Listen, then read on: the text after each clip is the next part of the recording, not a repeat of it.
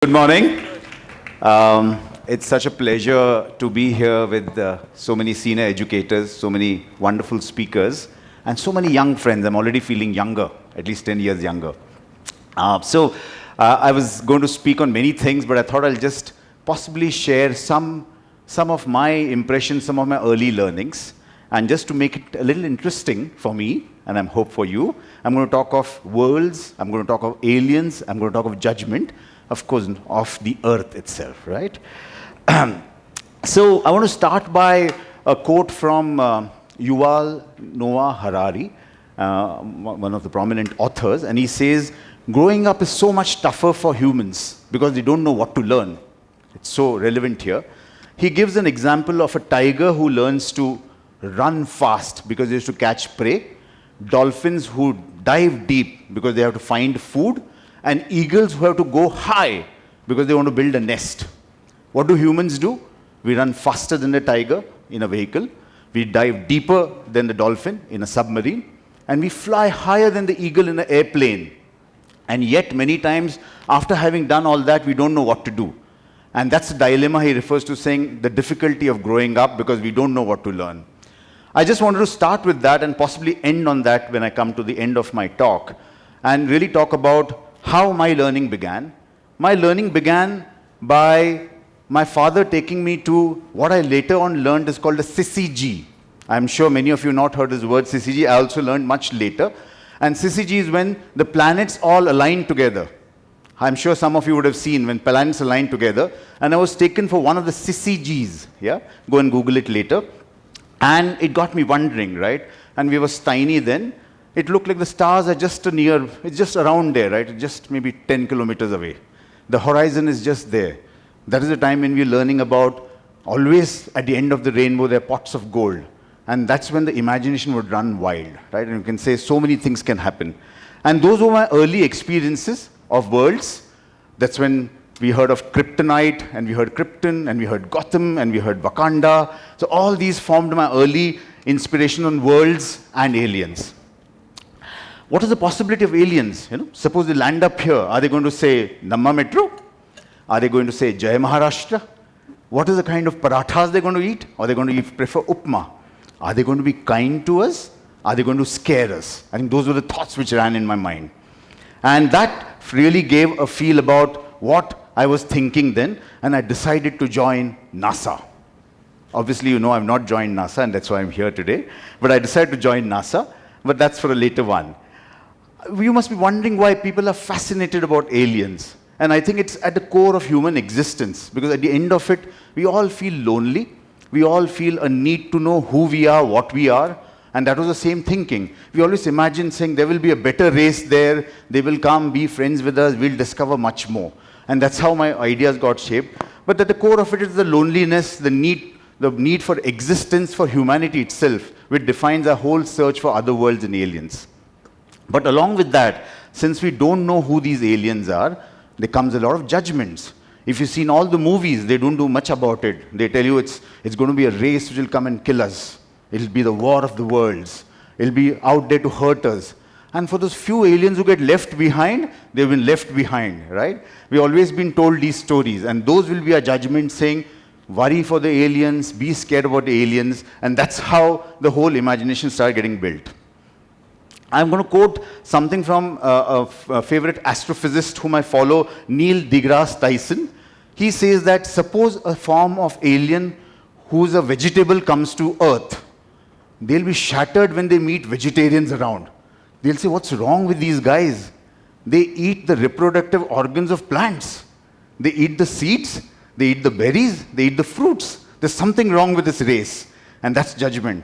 He also goes out to say that in most of our movies, we imagine aliens as walking like me, right? 2 eyes, 1 nose, 2 ears, and says they are least going to be like that. That's part of a judgment, and that's part of a bias, because we've imagined aliens to be in a particular form. Hence, we assign a role to us. We say that they may come and hurt me, so I need to be the conqueror. They may want help because they got stranded here. I want to be the savior. Or both of us will come together and save the moon from falling apart. So I'm the collaborator. So these are the various forms which we take shape. And I'm now going to talk about how aliens still stay a minority. Yeah, in all the movies, all our stories, aliens are minority. if there is an alien sitting here, I hope not, there will be a minority. Like most of us will be us, and there will be that few aliens. Yeah? And that's how we've been built about saying aliens are a minority. And I'm going to talk about some of those as I grew up. The NASA didn't work out. I was supposed to be in a space suit, but I ended up in a suit like this. I was supposed to be going to the moon. I went in a metro to the nearest office. And I was supposed to have combating maybe a battle of asteroids, a flow of asteroids. Today, the only thing which comes my way is a group of reply all emails and WhatsApps, right? And that's how I kind of ended up in the corporate world. And I'm going to narrate 3 stories to you of 3 worlds. And I call it the trinity of the make, wake, and the break worlds. Yeah, the 3 stories from my life. I've been in various industries, as my young colleague told a little more about me. The first one is really about, and the trinity, if you notice, the make, wake, and the break world is about the growth, the perseverance, and the destruction, right? And I experienced all of them in some form or the other. The first one is really the make world. Yeah, the wake. I'll take you back to my earlier stint when I saw one young intern walking into my room. It had a glass room, and he came walking to my room, and he walked into the glass and banged himself. And said, what happened there? Days in the corporate world, when people would say, why don't you get inclusion into your agenda? It'll be a good point to become a good point for the shareholders. On your balance sheet, it'll look good. In the annual report, it'll look good. So Vineet got excited, and he came and said, let's do something. Let's go and hire more people with disabilities so they can work along with us. And I think he got his first shock of his life and saying, I'm never going to do it because we're not ready. Today there's one Vineet who walked into a glass. Tomorrow there will be hundreds of Vineets walking into glasses, and we're just not ready. And whom are we doing this for? And that's when I reminded, I was in a retail organization, a hypermarket, and I said, if you're a hypermarket, the only thing we know is shopping, 7% of India is disabled, have you created shopping environments for them? And we realized we've not, right? Even today, I don't think there's shopping environments for the people with disability. And we decided to go on. Long story, got all the budgets, etc. The trial rooms became bigger, the bathrooms became bigger, you could have mobility inside for the wheelchairs, people learned sign language, our signages became much larger, we could now have promotions being told for the hearing disabled through different ways, and so on and so forth, and around 140 of the hypermarkets became welcoming for 12 disabilities. And I personally, I'm very fond of it. What a bigger joy came when we took out a very tough assignment, a penny-dropping moment is when we said, let's create a shopping environment for people with autism, who are in the autism spectrum. As you know, some of you may know, they don't like lights, they don't like sound. And that's exactly what a good hypermarket was. Make sounds, make noise, and have lights. And one had to completely do the opposite to create. I'm happy to share that when this thing got done, it was called a quiet hour, around 3,000 people, most of them children and their families with autism disorder, would shop every week. We did some profits, they did some profit, they did some revenue, but the biggest joy is when one mother walked up to me and said, no one ever bothered for my child to come to a hypermarket. And that was the biggest joy. What turned out as a small idea, Vineet went on to form a large platform for creating employment for disabilities. He left me, but he left for a much larger cause. So that's the make world. The judgment here was, this whole judgment we have, the world is fair. You know, if I can walk, I can see, I can hear, then it is same for you. But for many others, it is not. The judgment is adequacy should be all pervasive. If I'm adequate, all of you are adequate. But for some, it is not. And that judgment had to be broken. The superpower needed for this world, right? We're talking of aliens and the world. The superpower needed for this world was to let go of one superpower, which all of us have. The superpower to fake. We have a superpower, we can fake everything. So the superpower to say, let's create people with hire more from disability when we are not ready was a fake. Feeling. We decided to do something much stronger to create shopping environment there. And that was real. The superpower which we used was really to say, don't judge the individual, judge the environment. So when Vineet walked in, it was not that he was inadequate, the environment was inadequate, and we said we'll work on that. And that, I think, was the learning for me from the make world. The wake world is when I joined another organization. That was my first job, right? And I thought I'll be flooded with sales and marketing ideas. I'll be having the weight of many targets. But little did I know that when I went into this small suburb in Calcutta called Taratola, I would be burdened by the weight of paint boxes. Yeah? Paint boxes weigh anywhere between 8 to 24 kilos, and that's what I was doing there. And why did this happen there? I think this was a place where the workers had all gone on strike. I'm sure that's a rare term now, but they had refused to do work. They were angry with the management, and they wanted to kind of get their rights back. And I tried all my tricks in the MBA. I was taught many tricks. I put out a vision statement. I did culture building. I got them in a room. Nothing worked. My judgment, right? I was a young man then. My judgment was, this part of the society only wants money. They want to create pain and want to include everyone in the pain. Once again, the penny drop moment came when I asked some of them, saying, what's the matter? I'm trying everything to be nice to you, but nothing seems to work. And they said, sir, just do one thing. Work with us for 1 hour. That's all we ask of you. And I'd worked with them carrying those cartons. I found toilets which are terrible condition. I found the working environment which was not at all palatable. Meal rooms, there was hardly a meal room. There was nothing to move the goods. It was very heavy. And there would be chances, every chance, and I also fell down twice, where you fall and maybe twist. Things changed. I went to their homes, I met their families, and I had to overcome this whole judgment saying, don't judge people there, right? Don't judge people by the economic status, and at least go out and immerse themselves. What I was doing earlier was what I was taught on paper. I think some of the speakers spoke about it. But when I actually went and immersed myself, I realized the pain. So the superpower here was to say, be genuine about yourself and immerse yourself. I really felt I could form a little bit of the potential, and in return, I also discovered my own potential as a leader. The last world is of the break world. We spoke of the make world, we spoke of the wake world, we awoke the potential of these people. We spoke of the break world. Now this is a world of people and the aliens there who are forgetful, but more importantly, people forget them. They are actual time travelers. They are a generation who would say, Beta, when I was your age, I used to walk up the hill to go to the school. They would say, I didn't have lamps when I studied.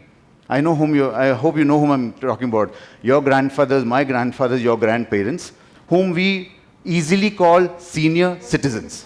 I'm realizing I'm very close to that line of being a senior citizen. And this was a moment when, in my departmental store experience, it was a fashion departmental store experience, when I called someone and said, if a young girl walks in, along with a grandmother, and if your team wants to sell good fashion and good cosmetics, whom will you approach? They said, of course, the young girl. I said, why? They said, because she'll have money, she's young, why will the grandmother need anything else? Yeah, judgment, remember? Saying they don't have any needs. And that's when we said, let's turn this whole thing around. Let's create a shopping day only for senior citizens. So much so that we decided to abolish the word senior citizen. We called them the young elder, and so got created a Young Elders Day every Thursday.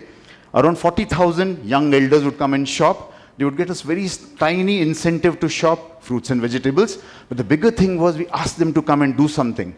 They would come and tell stories. That was their favorite activity. They would come and pack things for customers. But the most two popular ones was there was a fashion show created for them. And remember the cosmetics story which I told you? We had 30,000 young elders in their best clothes doing a ramp walk. We had created a ramp in all the stores. And most importantly, they came decked up. They also went about to do recipes for us. And I think the final, because then all hell broke loose in terms of imagination, there was an actual disco created for them. Have you ever heard of creating a disco for senior citizens or young elders? The stores did that, and it was wonderful. There was excellent participation. There again, the world of young elders, the break world, I think what the superpowers to break those myths, those archetypes, those judgments, right? We broke them, the stereotypes. And I think that really got us thinking about saying, there's so many archetypes which you have, right? If I'm an MBA, I should be like this. If ma'am is something, she'll be like that. How do we break all of them? And that was the learning for me. I would just, before I go towards the end of my talk, we heard of the three part, I think there is this whole theory called the dark forest theory. Yeah, I don't know whether you know of the dark forest theory. It's by this Chinese author who's done the three worlds, I think whatever the battle of three worlds. And I think he mentions that every every tribe or every human being is always watching out for someone else, every civilization, and he feels that if he encounters another alien civilization, I'll either coexist or I'll feel threatened because he may kill me. So our human instinct says, first go and kill, finish them off, so that you survive. And that's a dark forest theory. It says, if you make noise, you'll be hunted. If you just finish the other civilization, you're saved. And that has shaped many of our judgments, like I told you in all the three stories which I said. I think that all these three worlds and these three judgments, I see one person whom I work very closely with always play that role. This person packs a bag, makes the tiffin, leaves home, takes care of the family, comes into one place. Her world is a world of walls, ceilings, and 2-3 windows. Her reading as a door. And every year there's a new alien coming in. I guess you know who I'm referring to. I'm referring to your teachers, right? A teacher, an educator. Just imagine, every world she's coming into this world, and a new alien walks in. I'm just calling the child an alien, because she doesn't know him. But does she leave any of the judgment which I spoke about? No. Let's go back and see what are the 3 superpowers. The first one, superpower, was to say, don't judge adequacy, right? Some people may not be adequate. She takes care of that. Second was, don't make sure that, don't let the economic status decide. Go out and immerse yourself. I think a teacher does that. And lastly, the educator does that. And lastly, break any stereotypes, right? The stereotype is anyone who plays will not score well. Anyone who scores well will not play a sport. I think our educators today help us break. So I'm very fortunate that it is a late stage of my life, my second inning of my life. I'm getting to know all these 3 worlds through the lens of this wonderful being called a teacher. Yuval Noah has once again said that our ancestors made the world what it is.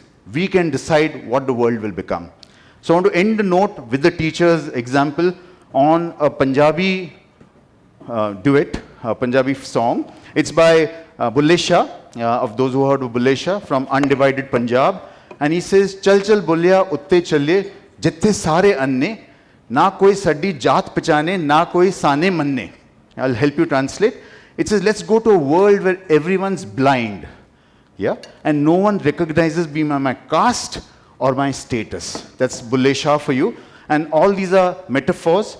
Blind because nothing should matter, right? I should take you as is. No judgments. I should not wonder what I'm not a CEO standing here. I'm just like one of students like you trying to learn about life. And lastly, there's nothing called a status here, right? There's nothing called a community here. So on that note of Bulle Shah, which says, just ignore, let's go to a world where everyone's blind. I thank you for being a wonderful audience. Remember the 3 words of make, wake, and break. Thank you very much.